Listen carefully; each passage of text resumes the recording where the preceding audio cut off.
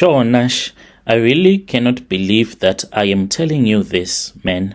Sometimes I think maybe you use Muti to get us to talk to you because it is not easy to just tell a random stranger about things like this. But the things that I have seen, you see people walking, moving from point A to point B, and you would think that all is well. But some of us, we are carrying mountains and mountains of stress. I always say, if God had put little TVs at the back of our heads, some of us would not even walk around. We would be too afraid of people seeing that we have done terrible things and what has been done to us. I went to Dubai thinking that I was finally going to be that girl. I thought that I was going to come back to Limpopo driving a Range Rover. You know, the Range Rover became a car that I love a lot. Lol. You know why? Because I had my first hit in the car, slept with my first guy in a Range Rover. I had my first kiss in there, but it was a white guy back in the day. And I thought that this car was a sign of making it. I always wanted to drive my own Range Rover.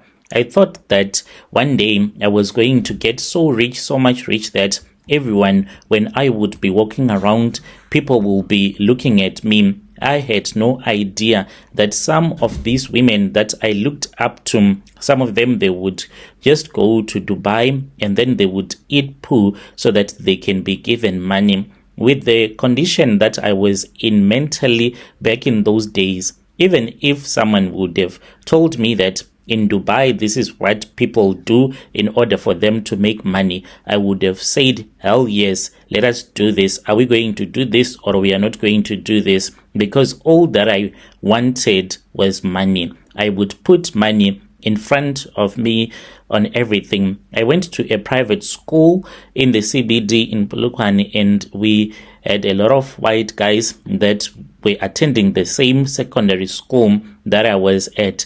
I had a boyfriend who was as black as I am, but this guy thought that he was the one. But because I loved money a lot, I had this other guy who was a white guy.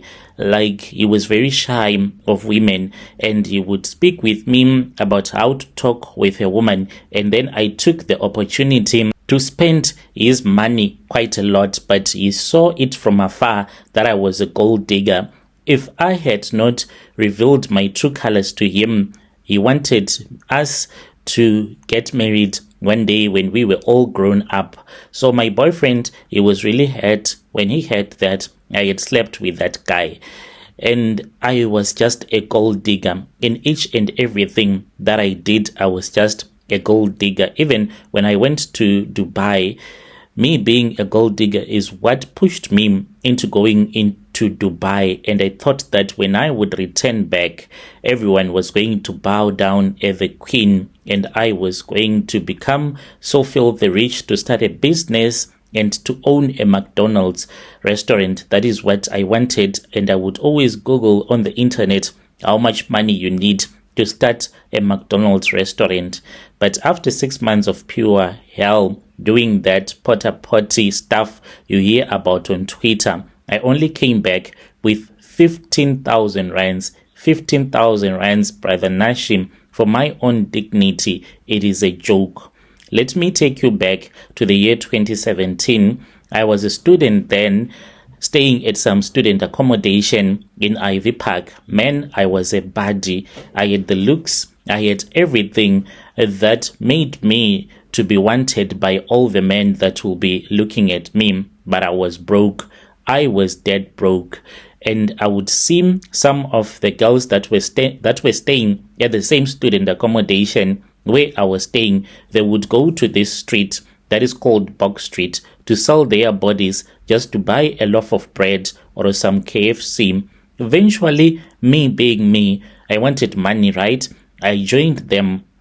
And when you come from a disadvantaged background, your morals, they don't work the same way that someone who is wealthy works. You start to feel like a luxury you can't afford. I was doing hookups with Indians in town. I would be selling nudes on Facebook. I even used to scam guys, lol. This is how I used to scam these guys. I would tell a guy in Joburg to send me transport money to come for a hookup. He would send it, and the moment that the e-wallet hit my phone, boom, I would switch off my phone and I would be gone. I thought that I was smart. I had been doing this for a long time, you know. I even did a threesome with some Indian guys because they had paid me so well. So when this guy DMs me on Instagram talking about being a scout for a royal prince in Dubai, I said, why not? I had already slept with Indian men before. I did not know that there is a difference between an Indian and an Arabic guy. I just said that they are the same. Let me go to Dubai and please these guys. I had already slept with 2 of them at the same time. I did not even blink. I thought that I have handled these men in Polokwane. I have handled them in Joburg. I am ready for the big league. This guy, he promised me $5,000, which I could not understand. And he told me that it would be approximately 70,000 rands. And I said, wow, just to host a party and no sex, he said, just looking pretty and talking to guests. And I imagined in my head, I was like, what if I stay 6 months in Dubai? Then per month, I host these 2 parties or 3 parties. So it is for real. That is why some of these women return back to South Africa as multimillionaires. You know, when you are not yet in the situation, you start to calculate and you think that everything that you are calculating on the calculator, that is what is going to happen. So I said 7 times 3, that is 210 times 6 months. Oh, I saw myself as a millionaire. So I let my guard down completely. I applied for that passport so fast, Nashe, and when the ticket came business class, yo, I felt like a superstar. I will be posting every single step on WhatsApp, on Facebook. Dubai, I am coming for you. All other Tambo vibes. I wanted everyone from Ivy Park to know that I was leaving the struggle behind. I thought God had finally remembered me. I did not know that I was flying straight into a trap. I was so busy taking selfies in the lounge that I did not even notice that the devil was the one who had bought the ticket for me. The moment that I landed in Dubai, the movie ended. I was expecting a Rolls Royce or at least a clean Lexus to come and pick me up. Shocker, Nashe, a dusty beat up van pulled up. The driver did not even look at me. I was taken to this other place. We pulled up at this other big villa, but it was not a palace. It was another part of Dubai that you never see online, even in documentaries. It was just a prison. The first thing that I smelled when I walked in, it was animal poop everywhere. And there were a lot of people, and I think there were illegal migrants that work in Dubai. So they are always hiding in these places. I found later that they kept some crocodiles in cages right next to the room that I was sleeping in, and they use these crocodiles for some illegal games that they do in Dubai. Oh, Dubai is so crazy. They keep crocodiles so that they can have these crocodiles fight for meat, and I don't know why and what makes men want to watch crocodiles fighting for meat. And it was so scary because I kept on hearing the sound of something snapping at night.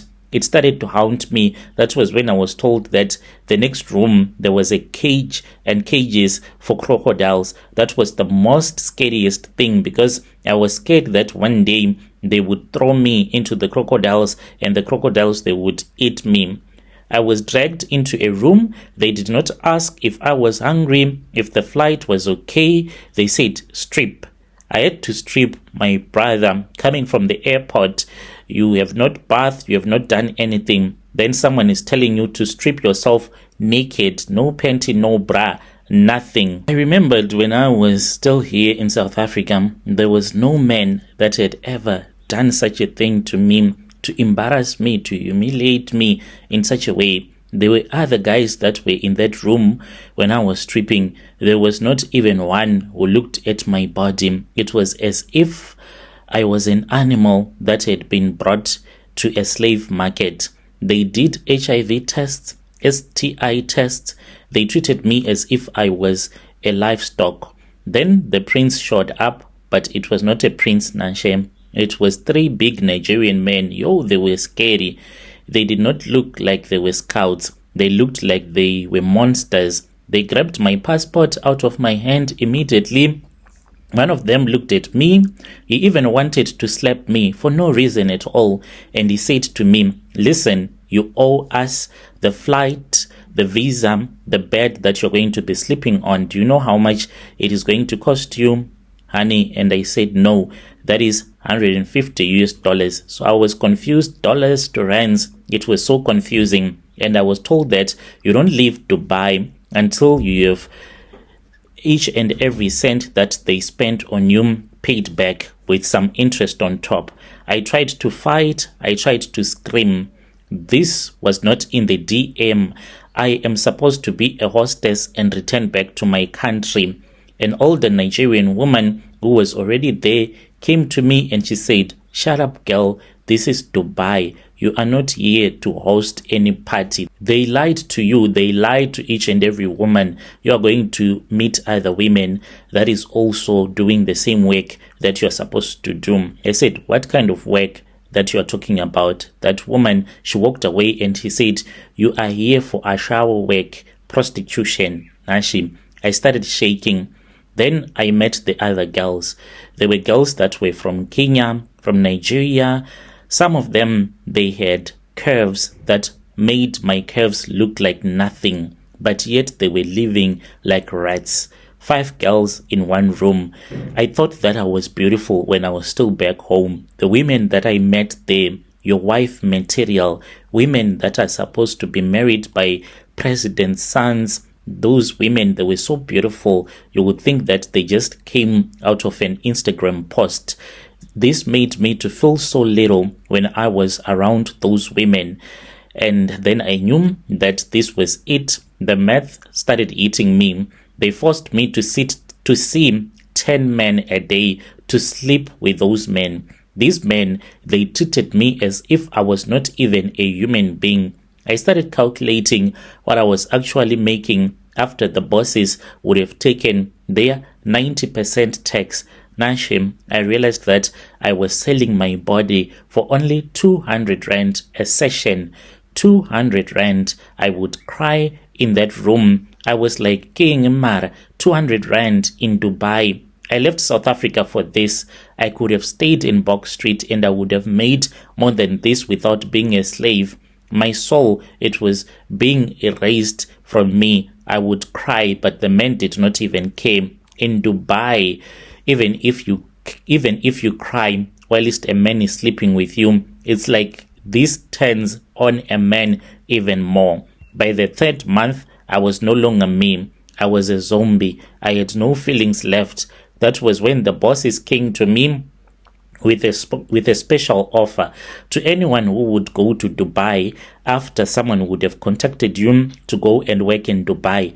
A special offer. It is a sort of like a scam that they run on these women that I knew in Dubai. They will tell you that, girl, there is a special offer. You want to go back home, right? And I said yes. They told me that there was a VIP event, but it was a porter party. And if I wanted to go there, I was going to be making money. I'm sure that everyone here have heard the rumors, Nashe. I thought that they were just stories that were being made up about by bitter people on Twitter.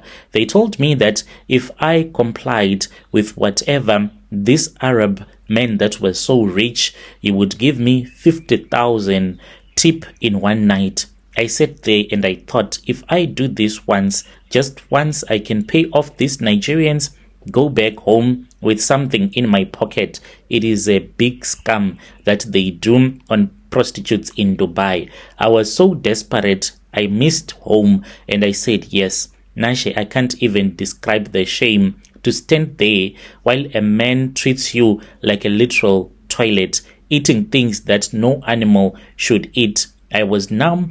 I just stared at the ceiling, prayed for my mind to leave my body. I was crying the whole time, but that Arab guy, he laughed and then he gave the Nigerians cash. When we got back to the villa, I reached out for my share. They only gave me 500 rand. These were US dollars, but equivalent to 500. From the 50k tip, I was only given 500. I had done the most disgusting thing that a human being can do and still had nothing. This was not even the worst part. My only friend there was a girl from Kenya. She was like a sister to me. She did the same potty job. She had been brought to Dubai because she thought that she would do modeling. That woman, she had curves. She would cry and say that she once had a man that wanted to marry her, but she did not want to be married to a man that had your normal wealth. She wanted to be married to a Dubai prince, someone that was a billionaire. And she thought that with her body, she could actually meet a rich Arab and get married to a rich man. But when she arrived in Dubai, she also saw that her curves, they meant nothing in Dubai. So she was just there because she wanted to send money to her kids, and she tried everything to tell herself that it was going to be okay. This woman, she died. She was complaining of stomach pains. Then she started vomiting. And then she just died from a severe infection because of the potty. She had been eating the poop. And there were times when other women will beg the bosses to take her to the hospital. Another woman was beaten like hell, and we were told not to get into their business. This woman, she was taken. We were told that this woman, she was going to be taken to the hospital, but another lady told us that it is a lie. Once they say that someone is going to be taken to the hospital, they are just going to kill that person. There was one who even thought that maybe they would cut her up and throw the flesh to the crocodiles that were right next to us. So we just kept quiet. You could not do anything. After that Kenyan woman passed away, something inside of me broke. One day, the boss came back to me. They said to me, "Get ready, another VIP wants you." I sat on the floor and I started screaming. And I said, if you take me there by force, I am going to bite the lollipop of that Arab man that you would have forced me to be with. I was not scared of them anymore. I was crying for my late mom. I was like, Mama, come and save me. Please don't let me die. I told them, kill me now, throw me to the crocodiles, but I am going to bite the lollipop of any Arab guy that you're going to take me to. So this was my plan, to go to the party. When an Arab guy say, give me a blowjob, I just bite him so hard. Even if they kill me, I really do not care, but I was going to bite that pee off. So I became trouble. I was not making them money anymore because I was always crying, always fighting with the clients. I was no longer profitable to them. After 6 months of this hell, they finally decided to dump me. No apology. They gave me my passport when we were at the airport and they vanished. They told me that your money is in South Africa. You will get it there. I landed at OR Tambo. I was so ashamed of myself. It was so sad. People at the airport, they did not even know that this was what I had gone through for the past 6 months. I was taken by this other Nigerian who came to pick me up at the airport. He was already waiting for me. I was shocked when I was getting out of the airport, thinking about how I was going to go to my friend's house in Soweto. That was when a man just came to me and he said to me, "This is your money from Dubai." So I wanted to scream, but the fact that he told me that he had money that he was supposed to give to me, that I had worked for the past 6 months in Dubai, I thought that it was a lot of money. So he walked with me to his car and then he went with me to this other dirty, noisy half-star lodge in Joburg. There were other Nigerians, so many Nigerians, so many women that were there. The whole place, it was a mess. It was scary. The place, it was so cheap. People would be sleeping with each other in the next rooms, making noise. The smell of drugs that were there, it was just scary. Then I was given an envelope and he walked with me away. Brother Nashim, when I was on the taxi, that was when I opened the envelope. I saw that there was money, but I knew that this money, it was not the amount that I thought it was supposed to. So I kept it.